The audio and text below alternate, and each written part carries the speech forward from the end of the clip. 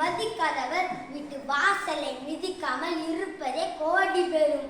அதானே. இப்ப அடுத்தது சொல்லுங்க.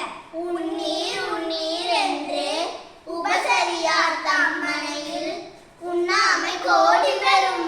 பூந்தி இன்னொரு முறை. உன்னீர் உன்னீர் என்று சாப்பிட்டுங்கள் சாப்பிட்டுங்கள் என்று உபசரியார் தம்மனையில் நம்மை உபசரிக்காதவர் வீட்டில் உண்ணாமை கோடி பெறும். உண்ணாமல் இருப்பதே கோடி பெறும். என்ன சரியா? கிழவி ஆனா ரொம்ப ரோசக்காரியா தான் இருக்க.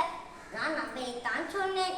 கோடி கொடுப்பினும் குடிப்பிறந்தார் தம்முடனே குடுதலை கோடி பெறும்.